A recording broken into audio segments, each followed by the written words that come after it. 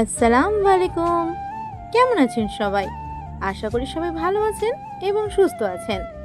আমাদের চ্যানেলে নতুন দর্শক যারা আছেন তারা এখনই আমাদের চ্যানেলটাকে সাবস্ক্রাইব করে পাশে থাকা বেল আইকনে ক্লিক করে দিতে ভুলবেন না।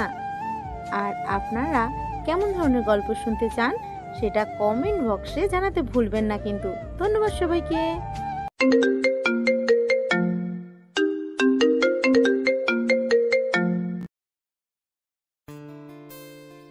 আজ রাত খুব মধুর, কিন্তু পিয়ার মনে ভয়, কারণ আজ ওর বিয়ের বাসর রাত। ভয়ে আলকাতরা হয়ে বিছানায় বসে কেঁদেই যাচ্ছে।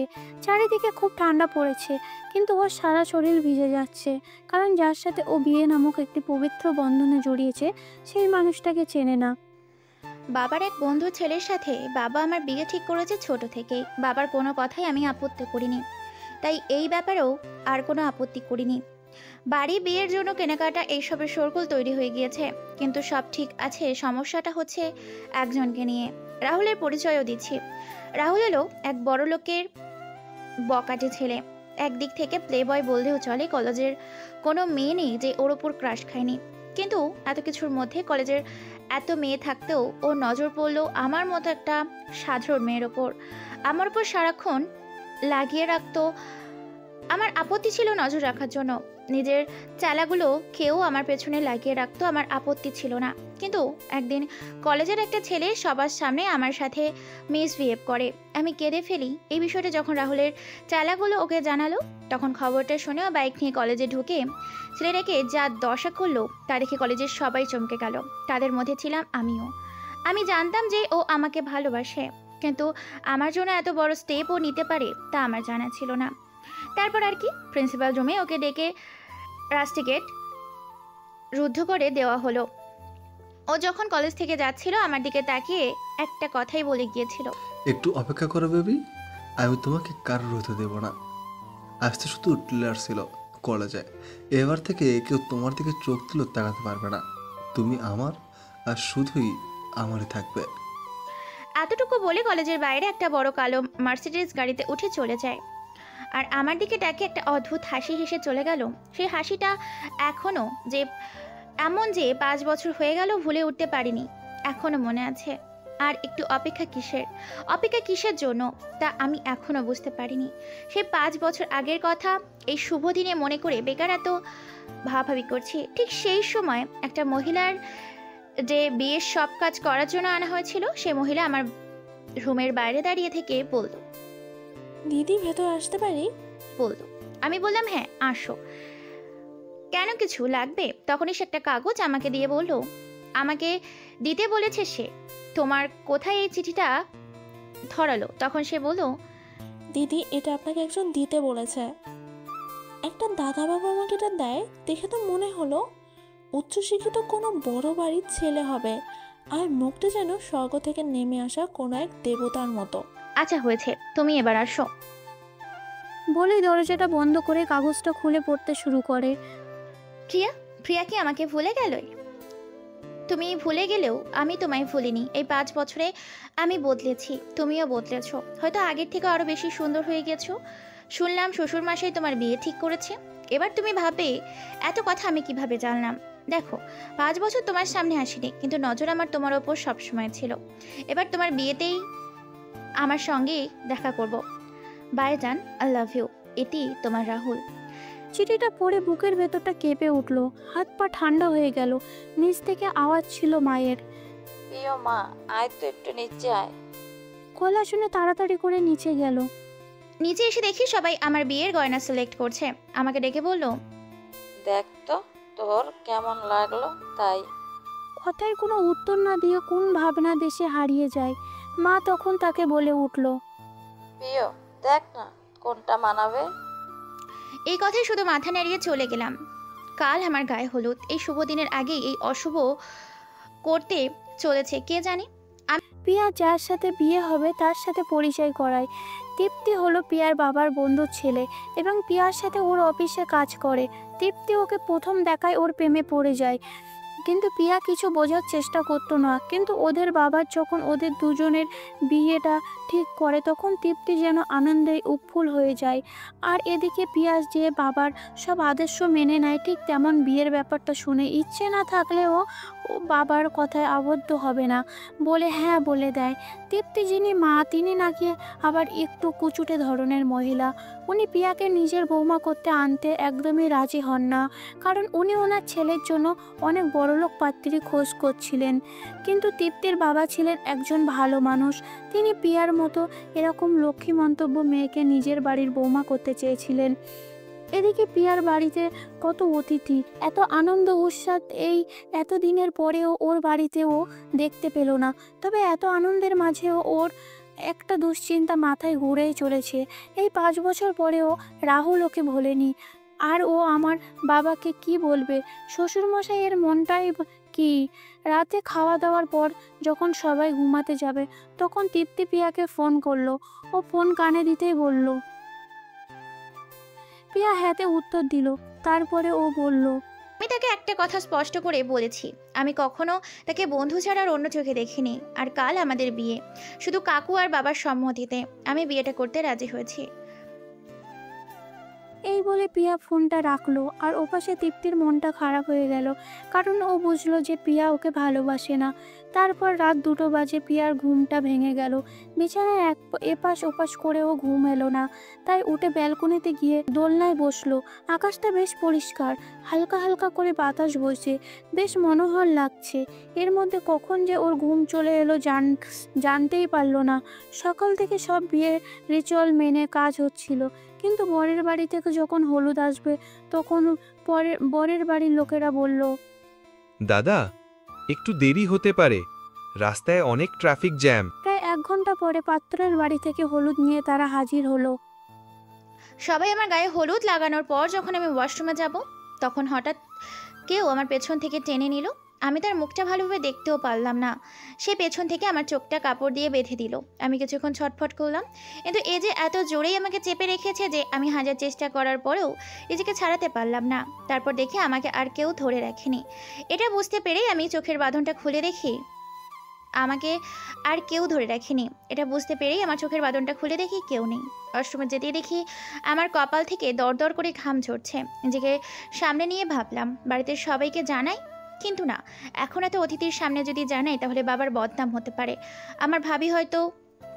ভাবি কেউ হয়তো ইয়ার্কি করেছে আমার সাথে। আজ আমার বিয়ের সকাল থেকেই দাঁতের কিচ্ছুটি কাটেনি, তাই মাথাটাও একটু ঘুরছে।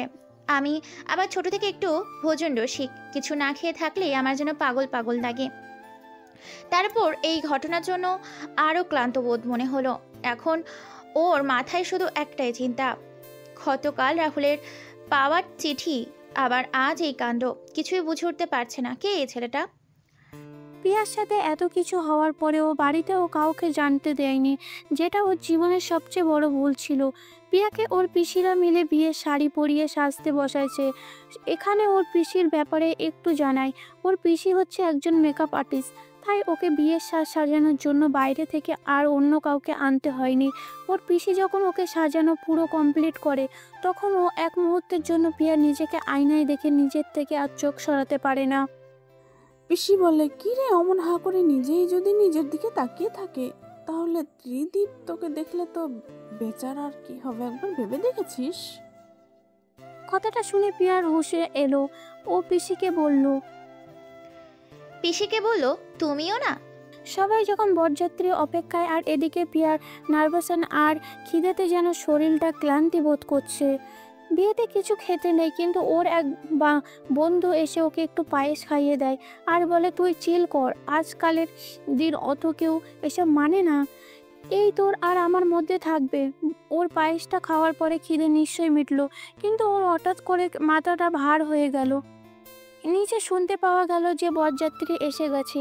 পিয়ার মা বরণ ডালা নিয়ে তৃপ্তিকে বরণ করে ঘরে আনলো। বামন মন্ত্র পড়ে শুরু করে দিয়েছে। এরপর সবাই যখন ওকে নিচে ডাকার জন্য ও উপরে যায়, পিয়া ওদের সঙ্গে নিচে নামার সময় ওর মাথা ভার হয়ে থাকার জন্য ও চোখ জুড়িয়ে আসে। ও ঠিকমতো সিঁড়ি দিয়ে নামতে পারছে না, তাই হোঁচট খাচ্ছেন, তখন ওর পাশে থাকা মেয়েগুলো ওকে সামলে নিচ্ছে।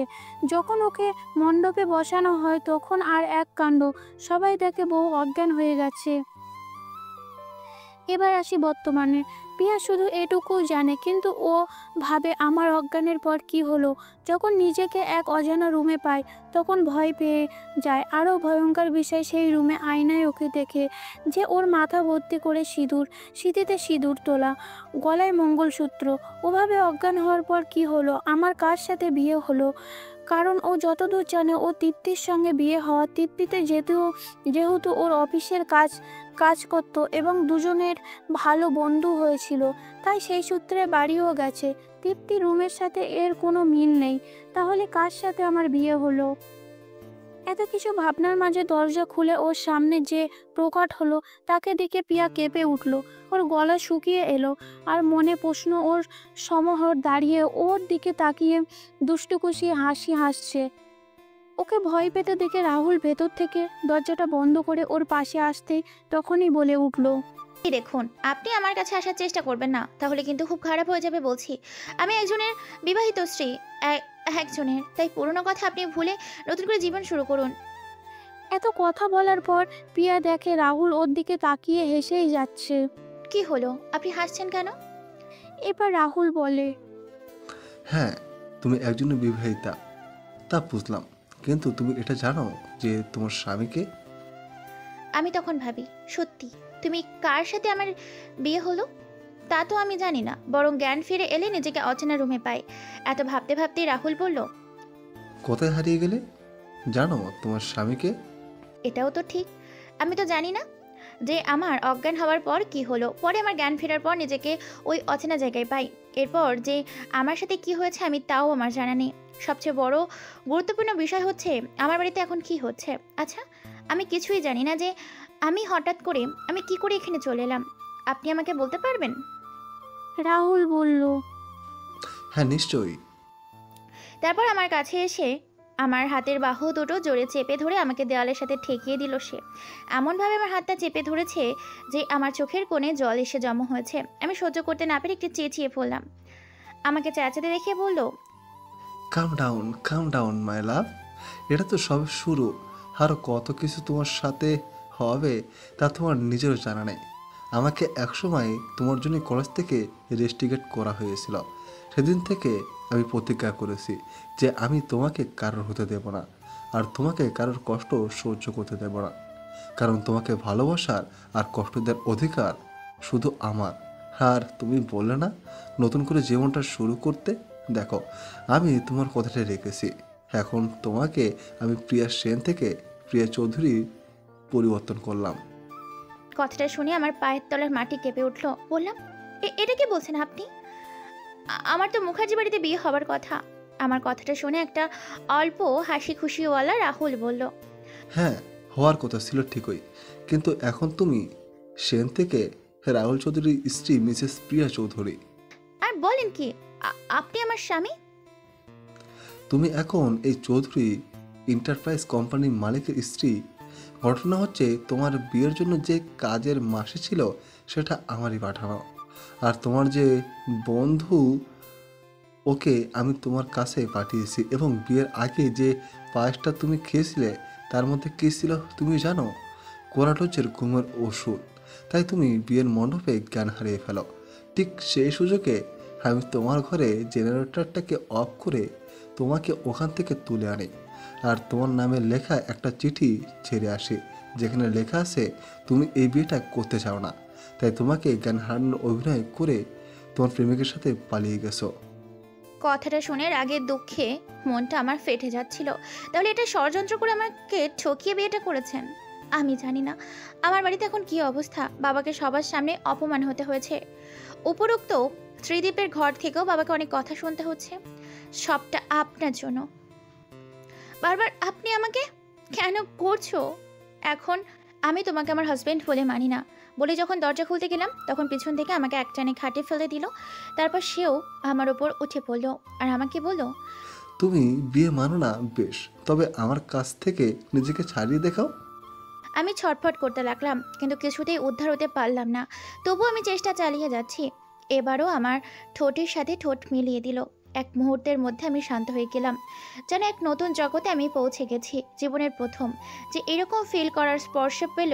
কিছুক্ষণ ওরকম থাকার পর রাহুল আমার উপর থেকে উঠে গেল আর বলল, আমার কোনো ব্যবহারে যদি তোমার খারাপ লাগে তো আমাকে ক্ষমা করো।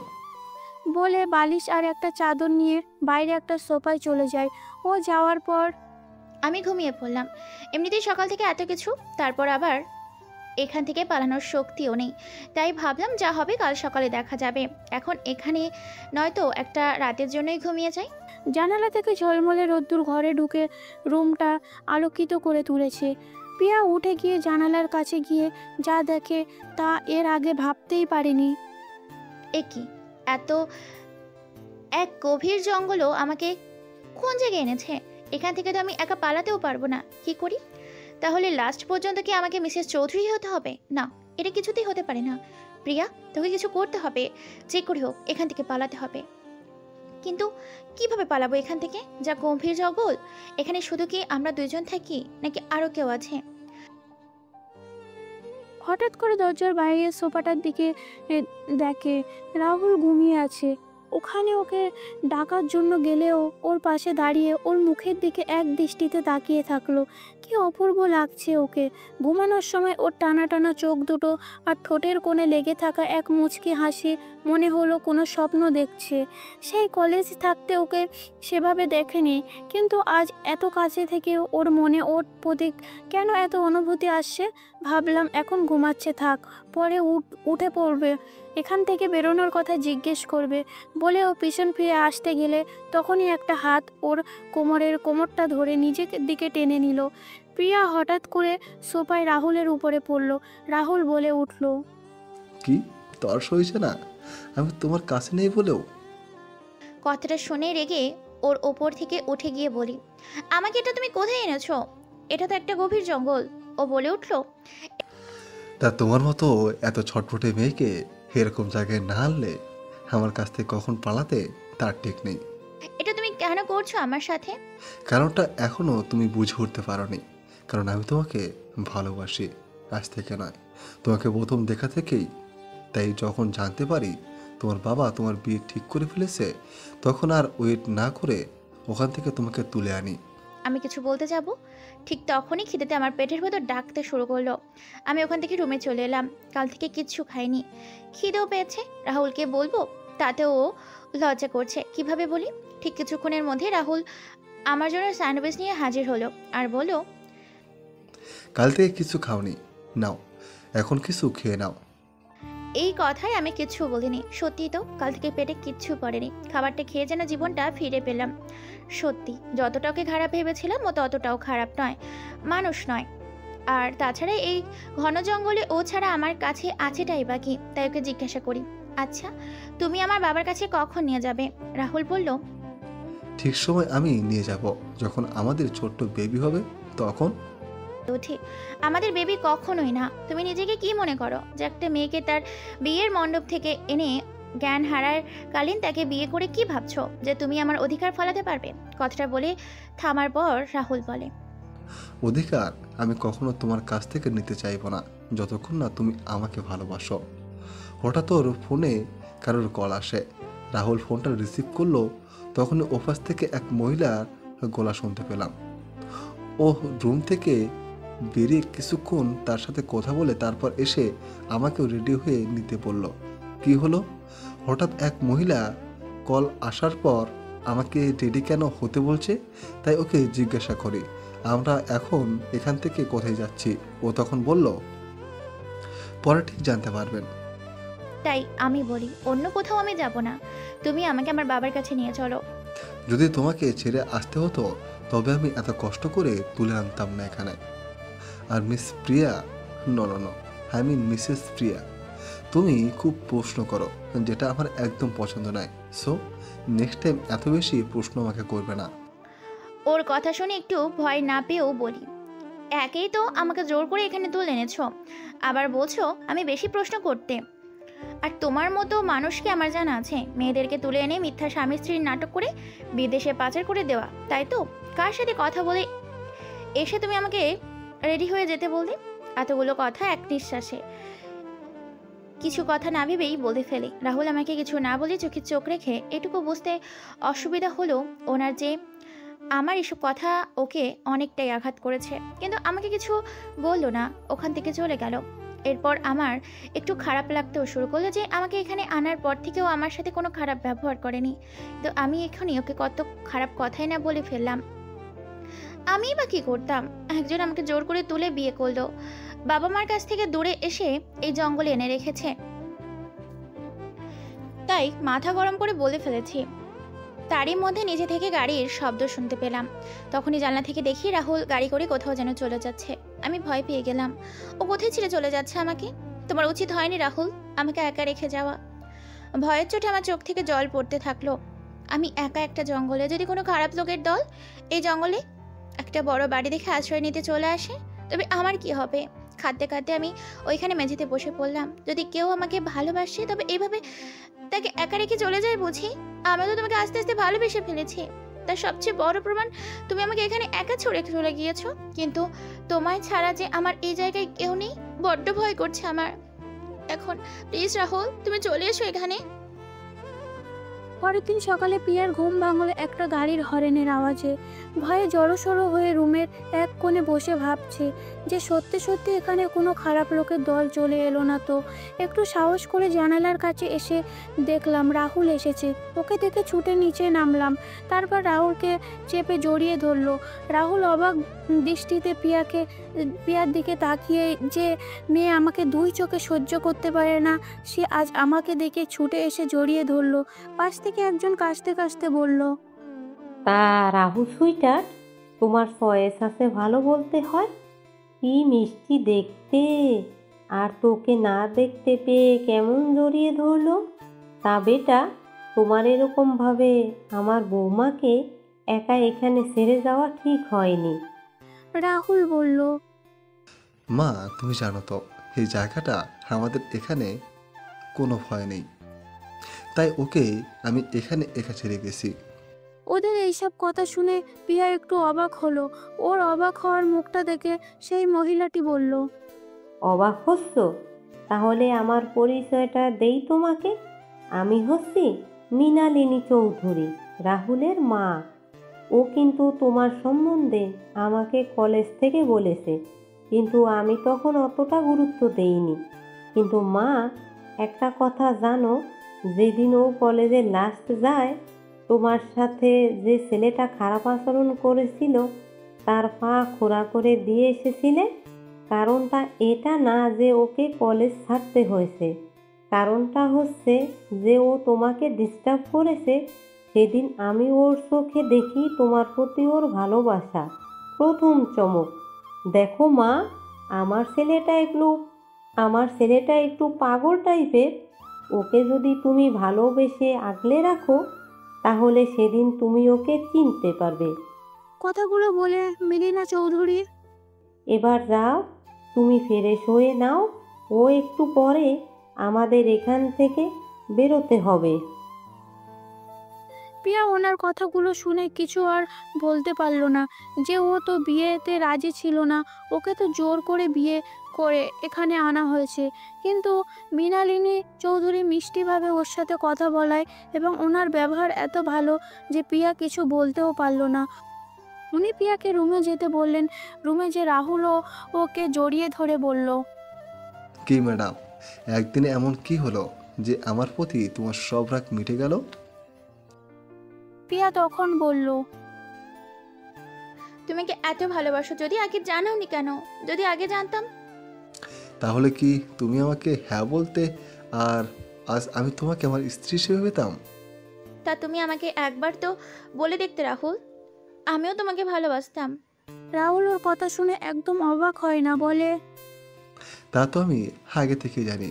তুমি শুধু তোমার বাবার কথা চিন্তা করে কখনো আমাকে প্রকাশ করতে পারোনি। তবে একটা নিউজ আছে তোমার জন্য।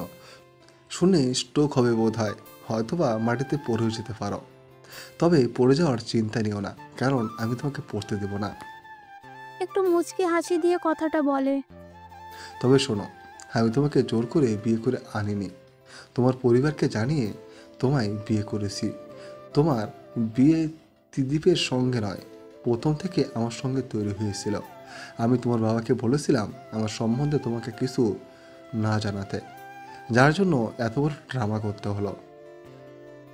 কথাগুলো শুনে পিয়া হতভম্ব হয়ে গেল। ওর মাথায় অনেক প্রশ্ন এখন ঘুরে চলছে।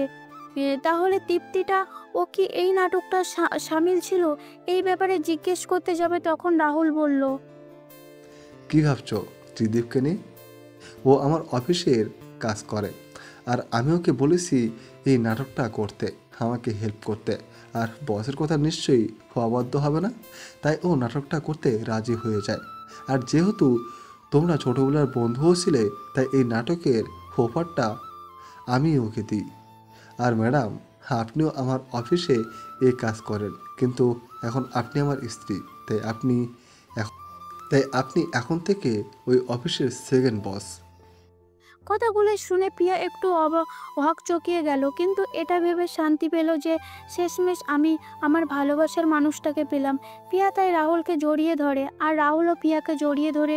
প্রিয়া রাহুলকে বলল, I love you Rahul, sorry তোমার সাথে এত খারাপ আচরণ করার জন্য। রাহুল বলে, পাগলি, তোর মন খারাপ আচরণ কি আমার খারাপ লাগতে পারে? আমি তোমাকে অনেক ভালোবাসি।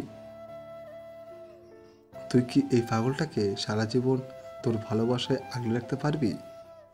প্রিয়া বলে উঠল, পারবো। এই পাগলটাকে কি আমি ছাড়া আর কেউ মানুষ করতে পারবে?